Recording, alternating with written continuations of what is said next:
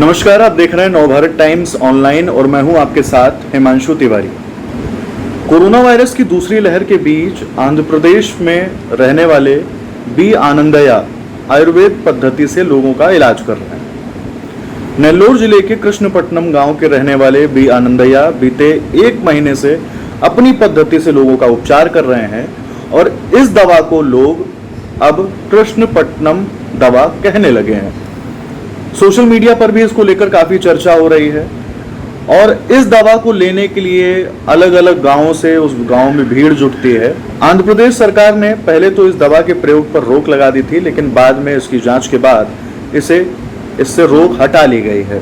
प्रमुख सचिव स्वास्थ्य अनिल कुमार सिंघल कहते हैं कि परंपरागत पद्धति से अगर पिछले कई सालों से कोई चल रहा है तो उसे बरकरार रखने में कोई आपत्ति नजर नहीं आ रही है और आनंदया पिछले कई वर्षों से परंपरागत पद्धति का उपयोग कर रहे हैं। इसे आयुर्वेदिक दवा घोषित किए बिना जारी रखने में कोई आपत्ति नहीं है।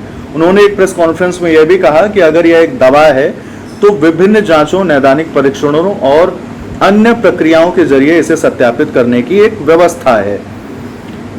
अनिल कुमार सिंघल यह भी कहते हैं कि इसे कोविड उपचार की आयुर्वेदिक दवा घोषित किए बिना कोई भी स्वास्थ्य पूरक या परंपरागत प्रणाली लोगों की मान्यता पर निर्भर करती है।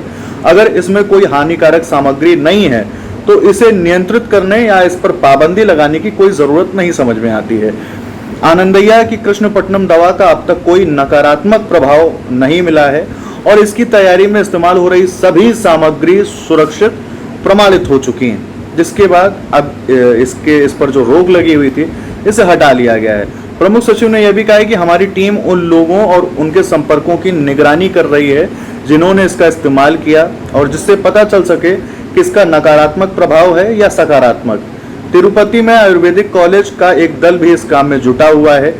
इस पूरी ये जो दवा है और इसका जो उपयोग हो रहा है उसमें क्या उसके रिजल्ट आ रहे हैं उसके तथ्य भी जुटाए जा रहे हैं।